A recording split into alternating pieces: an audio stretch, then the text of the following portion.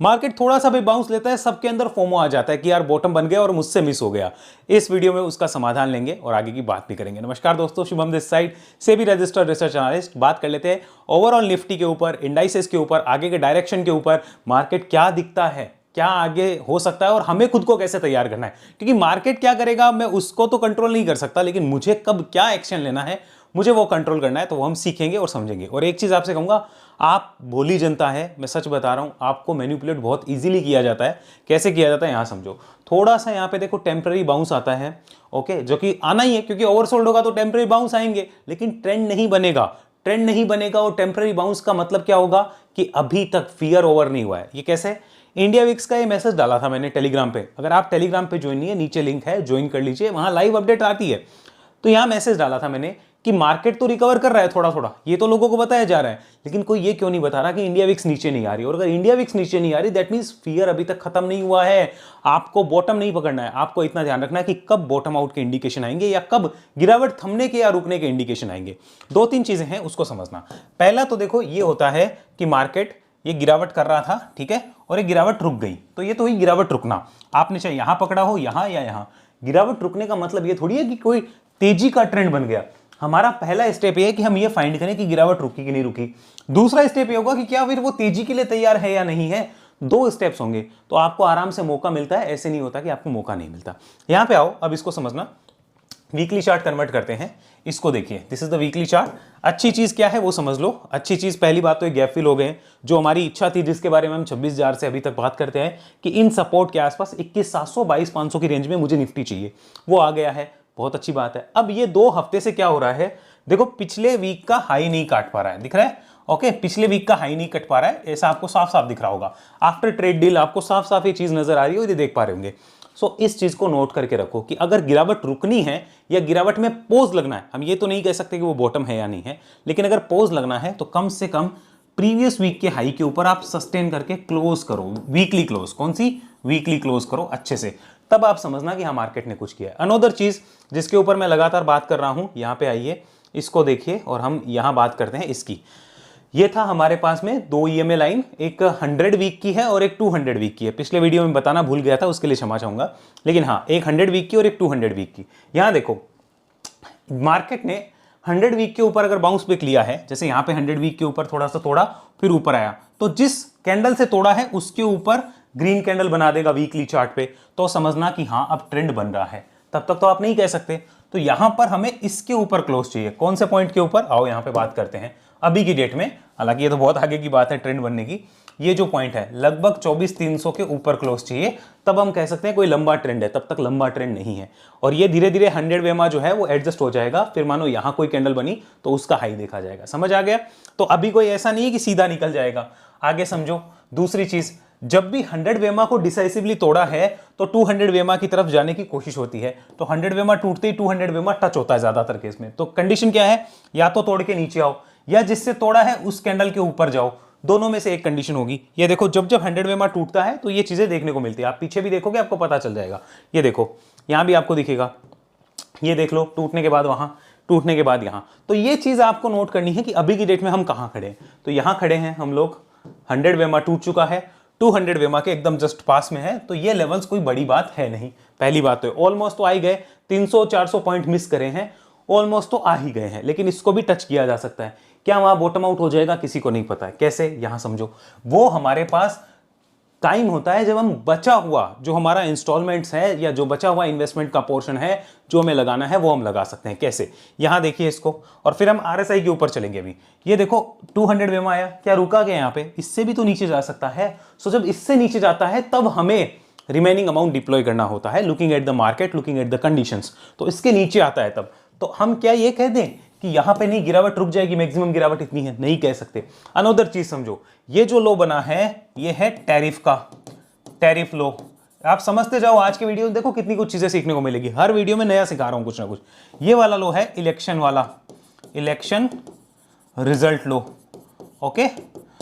अब ये इन दोनों इवेंट का जो लो है, वहां पे मार्केट ने 2 बार तो यहां पे लगभग आप कह सकते हो सपोर्ट लिया है। तीसरी बार मार्केट ना इसी पॉइंट पे आ रहा है, आपको दिख रहा हो तो। आएगा नहीं आएगा अलग बात है, माइंड में प्रिपरेशन रखो। तो हमारे पास चीजें क्या हुई कि या तो इस वीक का हाई काटो तो गिरावट रुके, इसके ऊपर आओ तो नया ट्रेंड बने, ठीक है। ये मार्केट की बात, हमें क्या करना है उसके ऊपर अलग बात करेंगे अभी।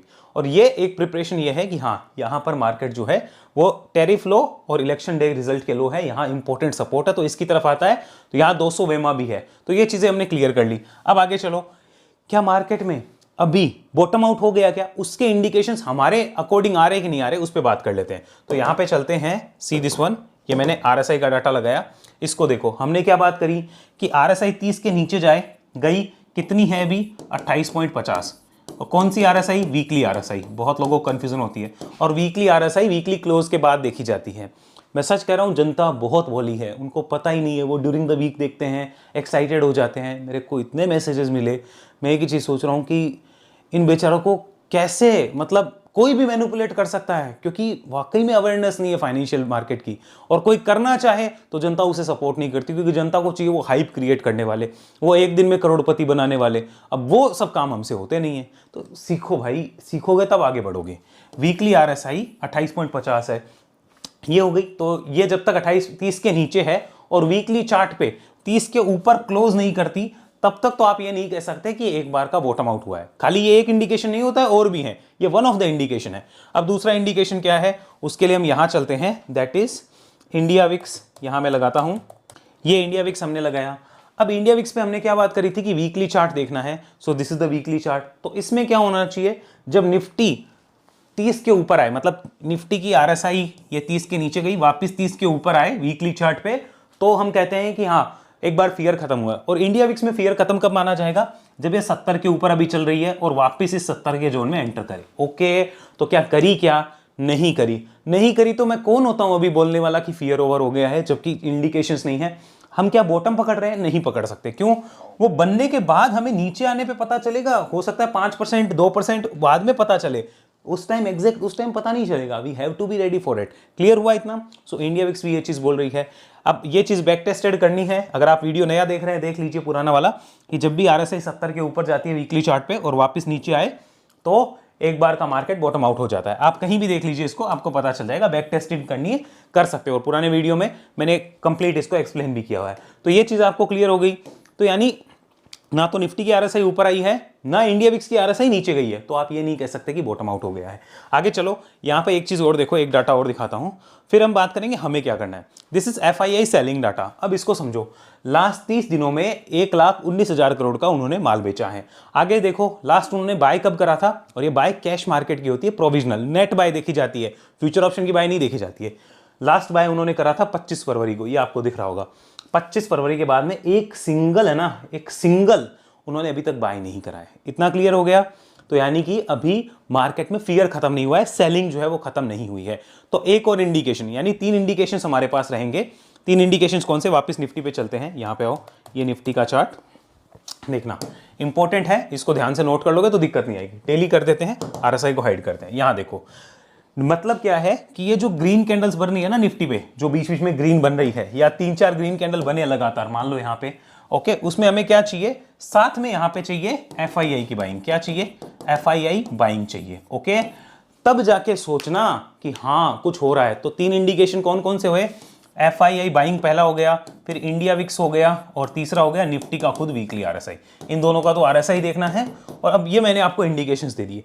ये तो बात हो गई कि मार्केट का बॉटम आउट कब होगा, या मान लो कि मार्केट वापस फियर कब खत्म करेगा, वो हमें कैसे पता चलेगा। ठीक है, इतना क्लियर हो गया। अब हमें क्या करना है उस पर आ जाओ, हमें क्या करना है उसकी बात कर लेते हैं। वापिस चलते हैं यहाँ पे, इसको देखो, वीकली चार्ट कन्वर्ट किया, तो ये वीकली चार्ट आते ही यहां, अब मैंने आपको एक चीज कह रखी है कि हम पार्शियल इन्वेस्ट करके बैठे हैं। मैंने 50% अभी इन्वेस्टमेंट क्यों किया है? क्योंकि मुझे नहीं पता बॉटम कहां बनेगा, कितना नीचे जाएगा। अब मेरे को 50% भी क्यों करना है, उसका रीजन समझो। ये चार्ट पे तो आपको समझ लिया, वैल्यूएशन वाइज समझ लेते हैं। यहां आ जाओ, क्योंकि FII जो बाय करेंगे मुझसे पूछ के तो नहीं करेंगे ना, मैं इस वैल्यूएशन का कुछ तो फायदा उठाऊं। 50% किया है। आगे चलो, यहाँ निफ्टी का हमने प्रॉपर जो है वो डाटा ले रखा है, आपको पता होगा। यहाँ पे ये वाला हमने लगाया P चार्ट। तो वैल्यूएशन वाइज अगर देखा जाए तो Nifty is now available at a valuation of ये वाला लगभग 20 के पी के आसपास अवेलेबल है। हम लोग लगा लेते हैं, यस, लगभग 20 के पी के आसपास अवेलेबल है निफ्टी का वैल्यूएशन। एक बार इसको कन्वर्ट करते हैं पिछले 5 साल में, तो आप देखोगे तो जैसे पीछे भी जो लास्ट ईयर मार्च अप्रैल में जो बाउंस आया था 7 अप्रैल के बाद में, इस साल पता नहीं 7 अप्रैल के बाद आएगा नहीं आएगा मुझे नहीं पता, वो भी 20 की पी से आया था। उससे पहले देखें तो 2022 में 2023 में वो भी 20 की पी से था, 2022 में 19 की पी पे था। अब 10 साल पे चलते हैं और 2017 में 2020 में वो 17 की पी रेशियो से बाउंस आया था। तो क्यों ना मैं 20 के आसपास जब पी है तो 50% का ETF या मान लो वैल्यू बाइंग के लिए देख लूँ, ठीक है। रिमेनिंग कब देखना है, जब ये 17 या 18 की पी के लगभग कुछ आ जाए या कुछ ऐसी सिचुएशन बने कि हाँ यार बहुत खराब हो गया, तब देखूं। लेकिन अगर ये नहीं आया, ऊपर जाने लगा, तो जैसे ही ट्रेंड बुलिश होगा तो वापस देखेंगे। क्या फुल्ली इन्वेस्टेड होना सही है? Answer is no. देखो, आपको एक नैरेटिव बताया जाता है कि मतलब कोई भी बड़ा इन्वेस्टर है, बैठा है वहाँ पे मंच के ऊपर, और ये बताया जाता है ओ आई एम फुल्ली इन्वेस्टेड, ये वो मतलब इस तरह की बात ही करेंगे। क्यों करेंगे पता है क्या? वो आपको ये नहीं बता रहे ना कि वो फुल्ली इन्वेस्टेड है, लेकिन साथ में 12 करोड़ रुपए मंथली उनको रेंटल इनकम आ रही है, ये आपको नहीं बताया जाएगा। तो उनको फुल्ली इन्वेस्टेड होने में दिक्कत क्या है? उनको इतनी दूसरी तरीके से इनकम सोर्स है। मेरा खुद का सुन लो, मेरी क्या खुद की कमाई या मेरा घर जो है वो खाली शेयर मार्केट की इनकम से चलता है क्या? नहीं, वो तो ट्रेडिंग इन्वेस्टिंग अलग चीज़ है। मेरे भी तो अर्निंग के इतने सोर्सेज हैं। तो इसलिए आपको कह रहा हूं कि फुल्ली इन्वेस्टेड है, कोई ये बोलता है अगर आपको, तो एक ही बात बोलना कि आपके अदर सोर्स ऑफ इनकम होगा, that's why you are in fully invested in market. आपके 12 करोड़ मंथली रेंट आता होगा भाई, that's why you are fully invested in market. हमें हमारे पास कैपिटल कुछ रिजर्व रखनी है। ध्यान रखना, कभी भी कुछ भी हो, कैपिटल अपने पास होनी चाहिए ताकि आपके 6-12 महीने इमरजेंसी फंड के तौर पे वो काम लगे। ये चीज़ें क्लियर हो गई। अब एक चीज़ और लेते हैं, यहाँ पे डेली चार्ट कन्वर्ट करते हैं और इस पे आते हैं। यहाँ आओ, ये डेली चार्ट पे चले। अब इंटरेस्टिंग चीज़ क्या रहेगी, बहुत से जो एक चीज़ लग रही है, इसको हम खोल देते हैं, ये लो आओ। ये इस गैप की बातें भी अभी हो रही है मार्केट में कि ये गैप भी फिल हो सकता है। अब आंसर है हमें नहीं पता है। हमें वैल्यूएशन वाइज यहाँ 50% घुसना था, घुस गए। जो हमारा इंडिकेशन है, जो हमें इंडिकेशन मिल रहा है, कौन सा वाला? ये वाला जो हमारे EMA का था, वो इंडिकेशन हमें क्या बोल रहा है? वो इंडिकेशन बोल रहा है कि 200 वेमा इस लेवल के आसपास है, तो यहाँ आ सकता है। तो इतनी चीज़ क्लियर है। एक और चीज़ दिखाता हूँ, यहाँ देखना, ये निफ्टी 20 का चार्ट। यहाँ देखो, निफ्टी 20 का जो चार्ट था उसमें भी गैप पेंडिंग थे, ये वाले गैप, ये फिलअप हो चुके हैं, ये पूरे फिल हो गए। और दिखाता हूँ, यहाँ देखो, इसको नोट करो, निफ्टी स्मॉल कैप को। सारा एनालिसिस समझो हमें क्या क्या करना है। ये निफ्टी स्मॉल कैप का analysis, this is small cap, ये गैप फिल हो गया, ये भी उस वैल्यूएशन की तरफ जा रहा है। यहाँ वाले ये जो वैल्यूएशंस बने हुए, ये वाले वैल्यूएशंस हैं, यहाँ तक आने की कोशिश कर रहा है। स्मॉल कैप में भी आप चार्ट देख लो, वीकली चार्ट, ये देखो दोजी कैंडल बननी शुरू हुई है। दैट मींस गिरावट तब रुकी हुई मानी जाएगी जब आप पिछले हफ्ते के हाई के ऊपर सस्टेन कर लोगे। तो ये नोट करना है कि गैप यहां भी फिल हो चुके हैं। कहां फिल नहीं हुए हैं? सिर्फ मिड कैप में। यहां नोट करो उसको, this is mid cap, Nifty mid cap, यहां फिल नहीं हुए हैं, दैट्स द मेन रिस्क। और निफ्टी के अंदर वो बहुत बड़ा वाला गैप है, अगर वो उसकी बात करो तो हमें नहीं पता वो फिल होगा कि नहीं होगा। मुझे क्या करना है, मुझे ये नोट करना है, हमने वो नोट किया है। अब और चीज दिखाता हूं, वो ध्यान से देखना। अब निफ्टी के ऊपर वापस चलेंगे। पहले ये देख लो, ये गैप हो गया, ये 2 पेंडिंग है। थोड़ी सी गिरावट में अगर ये 2 हो जाए या 1 भी हो जाए, so it's more than enough. Gap fill होना कंपल्सरी नहीं होता, लेकिन जब गिरावट आती है तो डर रहता है कि ये फिल होने आ सकते हैं। निफ्टी पे चलते हैं, यहाँ आओ। ये अनदर चीज मैंने लगाई, निफ्टी का मंथली चार्ट, और उस पर लगाया हमने Bollinger band. By default setting, कुछ भी चेंज नहीं करना है। क्यों लगाया है वो समझना, क्योंकि बहुत से लोगों के मन में ये विचार आएगा कि सर जब अभी बॉटम आउट के इंडिकेशन नहीं आए तो हम अभी क्यों पार्शियल इन्वेस्टमेंट भी क्यों देखें। उसको समझा रहा हूं। यहां देखो, this is Nifty monthly chart, और यहां पर ये नोट करना आप, बॉलिंजर बैंड का ये जो लोअर पोर्शन है ना, लोअर पोर्शन, इसके पास जब भी मार्केट आया है, सो दैट्स अ टाइम जब आपको कुछ ना कुछ मार्केट में इन्वेस्ट करना चाहिए। समझ आ रहा है? मैं नहीं बोलता, आप देखो, that's the time. Okay, that's the time. Okay, that's the time. Okay, आगे चलते हैं, देखते जाओ। That's the time. Okay, and see this one, that's the time. यहां बॉटम है नहीं है मुझे नहीं पता, मुझे इतना पता है कि मुझे क्या करना है। हम बॉटम गैसिंग के लिए नहीं बैठे हैं। मार्केट से ये मन का वहम निकालो, टीवी में सोशल मीडिया में फिर से एक्साइटमेंट क्रिएट करी जाएगी। मैं एक ही चीज कह रहा हूं, हमें क्या करना है वो देखो। बॉटम नहीं पकड़ना, बॉटम बन गया उसके बाद के इंडिकेशन मुझे चाहिए। और आज जो वैल्यूएशन मिल रहे हैं इसको छोड़ थोड़ी देंगे, माउथ वाटरिंग वैल्यूएशन है यार, छोड़ थोड़ी देंगे। हाँ, पूरा नहीं ले सकते क्योंकि फंड तो पास में चाहिए ना, पूरा नहीं ले सकते। क्लियर हुआ इतना? समझ आया? तो अभी की डेट में क्यों कह रहा हूं क्लियर है। अब क्या है, इस बॉलिंजर बैंड के नीचे नहीं जाता, जाता है। देखो यहां गया है, देखो यहां भी थोड़ा नीचे गया है, यहां काफी नीचे गया है, तो मुझे नहीं पता ना कितना नीचे जाएगा। दैट्स वाई हिस्टोरिकल डाटा के बेसिस पे ये हमारे लिए 50% वाला जोन हो गया। बोलो thumbs up for that. Remaining, अब भाई तू यहां आ, कहीं भी आ, तब का तब देखा जाएगा। हमें सिर्फ इतना पता है अभी तेजी नहीं है, अब डाउन ट्रेंड और कितना चलता है चलने दो, लेट्स सी क्या होता है। क्लियर हो गया? एक और चीज दिखाता हूं, यहाँ आ जाओ, ये लगाया हमने सुपर ट्रेंड मंथली चार्ट पे। ये भी मैंने पिछले एक दो वीडियो में पहले बताया था कि मंथली चार्ट पे जब भी रेड सुपर ट्रेंड की शुरुआत होती है या मान लो कि ग्रीन सुपर ट्रेंड का जो फ्लैट लाइन है उसके नीचे या उसके पास निफ्टी आता है, तो दैट्स द टाइम जब मार्केट में लोग इन्वेस्ट करते हैं। एग्जांपल यहाँ पे देखो, ये ग्रीन टूटा था यहाँ पे तो इन्वेस्ट किया, ग्रीन टूट के वो रेड शिफ्ट हो गया हाथों हाथ, तो ग्रीन अभी भी टूटने की कगार पे है ना, तो अभी क्यों ना पार्शियल देखा जाए। क्या यहाँ पे बॉटम बना? नहीं, बॉटम यहाँ बनाना, मुझे यहाँ पकड़ना ही नहीं, मुझे तो ऊपर पकड़ना है। बॉटम बनने के इंडिकेशन के बाद ये क्लियर हुआ, अभी क्यों टाइम है, समझ गए? ये देख लो पिछले बार में यहाँ टाइम था, और देखो यहाँ टूटा तो यहाँ पे ग्रीन लाइन है, इधर टाइम है ना, रेड तो बाद में बनेगी टूटने के बाद, मैं टूट रही है तभी क्यों ना कुछ इसको देख लूँ। ये देखो यहाँ पर आया समझ में, फिर रेड से ग्रीन शिफ्ट हो गया। ये अब इसको देखना है यहाँ पे, ये यहाँ पे हुआ, नोट कर रहे हो? तो ये सारी चीजें आप नोट करोगे आपको समझ आएगा, yes it is time to go for partial investing. Okay, अब एक और इंटरेस्टिंग चीज कि यार बॉटम बनेगा तो हमें इंडिकेशन कैसे मिलेंगे, हमें कैसे पता चलेगा या कब पता चलता है, वो हमने डिस्कस कर लिया। अब ये देखो कि 2020 में कब पता चला था, क्योंकि कई लोगों को लगता है हम बॉटम पे पकड़ेंगे, नहीं पकड़ पाएंगे। यहां देखो, इस पे चलते हैं, ये वीकली चार्ट मैंने कन्वर्ट किया और RSI लगाया।